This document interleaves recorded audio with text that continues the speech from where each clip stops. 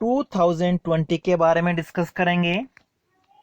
सबसे पहले अगर हम इसके एप्लीकेशन फॉर्म की बात करें तो आरपीएससी के द्वारा इस एग्जाम के लिए दिसंबर 2020 में ऑनलाइन एप्लीकेशन जो है वो आमंत्रित किए गए थे और इसकी जो परीक्षा है वो अप्रैल 2021 में होने की संभव होने वाली थी, लेकिन उससे कुछ समय पूर्व क्या किया गया था, इस परीक्षा को स्थगित कर दिया गया था। और हाल ही में अभी 9 जून 2021 से 23 जून 2021 के मध्य में इस एग्जाम के लिए जो एप्लीकेशन फॉर्म है उसका लिंक पुनः ओपन किया जा रहा है, रीओपन किया गया है। 9 जून 2021 से 23 जून 2021 तक आप अगर इस एग्जाम के लिए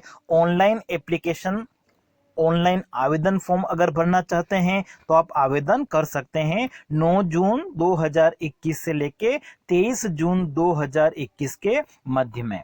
अब देखिए आरपीएससी के द्वारा जो ये ऑनलाइन एप्लीकेशन पुनः मांगे गए हैं, इसका जो लिंक है वो रीओपन किया जा रहा है, तो ये इस बात का संकेत देता है कि जो आरपीएससी हैं, सरकार है, वो इस परीक्षा को बहुत जल्दी एक तरह से आयोजित कराना चाहती हैं। मेरा ऐसा मानना है कि इस परीक्षा का जो आयोजन है वो सितंबर माह के आसपास जो है वो स्टार्ट हो जाएगा, या ऐसा हम कहें कि 15 अगस्त के बाद में इस परीक्षा का जो आयोजन है वो कभी भी किया जा सकता है। अगर जो कोरोना महामारी है उसमें जो अभी स्थिरता अगर बनी हुई है, उसी प्रकार की कंडीशन रहती हैं, तो बहुत जल्दी सितंबर महीने के आसपास इस परीक्षा का जो आयोजन है वो किया जाएगा। सरकार ने ईडब्ल्यूएस कैटेगरी के लिए बजट में जो घोषणा की गई थी आयु में छूट देने के लिए, तो उस आयु में छूट के आधार पर नई वैकेंसी जो है, नई वैकेंसी का मतलब कि जो एप्लीकेशन फॉर्म है उनको रीओपन किया गया है, जिसकी अंतिम तिथि आपकी है 23 जून 2021 तक। ठीक है, 23 जून 2021 तक अगर आप ऑनलाइन आवेदन करना चाहते हैं तो इसके लिए कर सकते हैं। अब देखिए ये जो एग्जाम है, इस एग्जाम के बारे में जो स्टूडेंट्स है उनके मन में बहुत सारे विचार हैं कि इसके लिए पढ़ाई किस प्रकार से की जाए, उसकी क्या रणनीति हो, किस तरीके से इसमें एक तरह से सक्सेस होए। तो कुछ बातों को हम यहाँ पे डिस्कस करेंगे।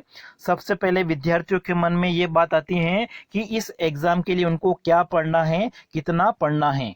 तो इसके लिए आप अपना जो सब्जेक्ट का सिलेबस है, जो जीके हैं, जीएस हैं, उसका जो सिलेबस है उसको सबसे पहले आपको अच्छे से देखना है, उसकी स्टडी करनी है, उसको अच्छे से समझना है। और साथ ही साथ पिछले वर्षों में जो एग्जाम हुए हैं उन एग्जाम के जो ओल्ड क्वेश्चंस पेपर हैं उनका आपको एक तरह से विश्लेषण करना है, उनका एक तरह से एनालिसिस करना है। आपको ये देखना है कि जो पेपर हैं उनमें किस टाइप के एक तरह से क्वेश्चंस आते हैं, और उनके आधार पर आपको क्या करना है, आपको आगे की जो पढ़ाई है वो जारी रखनी। मतलब किस टॉपिक को कितना पढ़ना है इसका डिसीजन आपको लेना है पुराने पेपर को देख के। मतलब आपकी जो पढ़ाई है, आपका जो सिलेबस है, आपके जो ओल्ड पेपर हुए हैं इस एग्जाम के, उनको देख के एक तरह से आपको तय करना है, आपको उसी दिशा में अपनी पढ़ाई को एक तरह से कंटिन्यू करना है। मतलब पढ़ाई आपको कंटिन्यू जारी रखनी है। एग्जाम की डेट कब आएगी उसका आपको इंतजार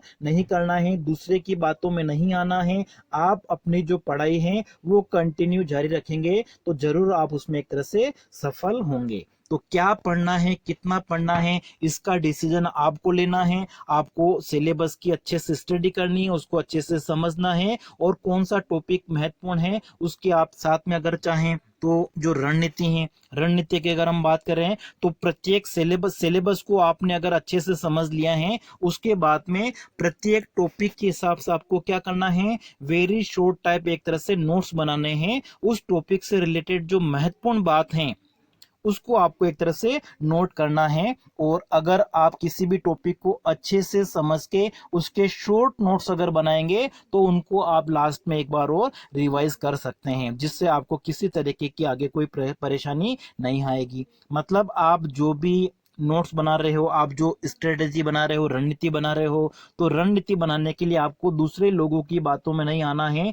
उनसे किसी प्रकार का आपको भ्रम होता है तो आपको भ्रमित नहीं होता है। आपको अपनी पढ़ाई की जो रणनीति है वो स्वयं बनानी है और उसी रणनीति पर आपको कार्य करना है। आज के टाइम में अगर हम देखें तो बहुत सारे जो ऑनलाइन वीडियो आपके यूट्यूब पर या अन्य किसी माध्यम से आपको उपलब्ध हो जाएंगे, तो आप उसका भी सहारा ले सकते हैं, क्योंकि उन वीडियो के माध्यम से कोई भी टॉपिक होता है वो आपको अच्छे से जल्दी से समझ में आ जाएगा। मतलब एक आप बुक के माध्यम से पढ़ाई करते हो और एक आप वीडियो के माध्यम से, तो वीडियो के माध्यम से क्या होता है कि कोई भी जो टॉपिक होता है वो हमको कम समय में अच्छे से हमारा उसका नॉलेज हो जाता है, कम समय में हम उसको अच्छे से समझ जाते हैं। तो वीडियो के साथ साथ आप जो बुक है, आपका जो टॉपिक है, अगर उसके वीडियो नहीं मिलते हैं तो आप बुक का भी सहारा लीजिए। तो बुक और वीडियो दोनों के साथ आप पढ़ाई कर सकते हैं जो आपको ज्यादा अच्छी लगे।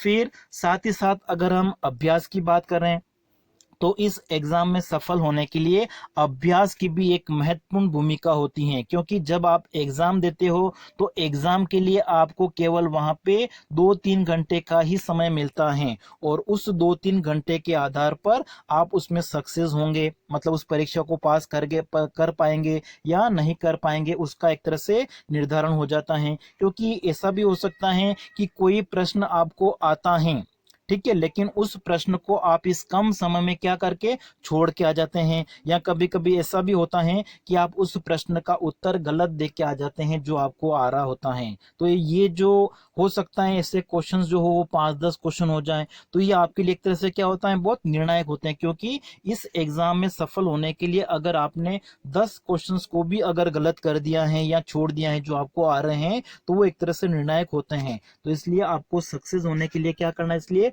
समय पर आपको इसका अभ्यास करना है। आपके जो टॉपिक हैं जो आप पढ़ रहे हो तो उनको आप समय पे साथ साथ में अभ्यास करना बहुत जरूरी होता है। इसके लिए आप बहुत सारे जो एमसीक्यू मल्टीपल चॉइस क्वेश्चन हैं, पूरे टॉपिक को अच्छे से क्लियर करने के बाद में जो क्वेश्चन हैं उनको आप सोल्व करने का प्रयास कीजिए। मतलब आप जब अभ्यास करेंगे तो अभ्यास से क्या होगा, आपको उस टॉपिक के बारे में और ज्यादा नॉलेज आएगा, आपके जो कंफ्यूजन है वो धीरे धीरे क्या होंगे, दूर होंगे। तो सबसे पहले आपको उस टॉपिक को पढ़ना है, अच्छे से समझना है और उसके बाद में उसका अभ्यास भी जारी रखना है। उसके लिए आप बहुत सारे जो मल्टीपल चॉइस क्वेश्चंस होते हैं उनका सहारा ले सकते हैं। फिर इस एग्जाम की अगर हम बात करें तो इस एग्जाम में जो आपका सामान्य ज्ञान का जीएस जीके का जो पेपर होता है उसकी भी एक तरह से महत्वपूर्ण भूमिका होती है, क्योंकि जो सब्जेक्ट का पेपर होता है उसमें आप सभी लोगों ने नेट क्वालिफाई कर रखा होता है।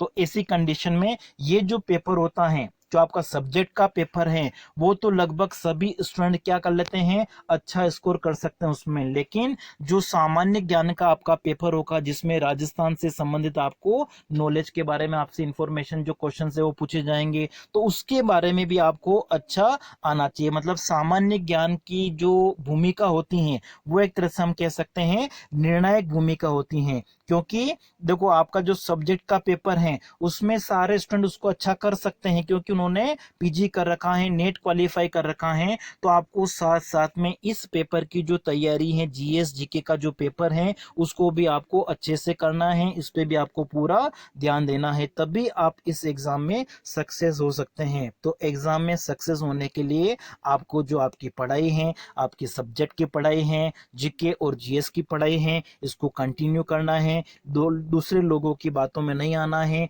भ्रम आपके मन में किसी तरीके का होता है अगर आप दूसरों की बातों में आते हैं, तो दूसरों की बातों में नहीं आते हुए एग्जाम की जो तिथि है वो आरपीएससी के द्वारा कब घोषित की जाएगी, इन बातों को ध्यान में नहीं रखते हुए आप अपनी जो पढ़ाई है वो आज से ही स्टार्ट कर दीजिए, इसमें आप जरूर सफल होंगे।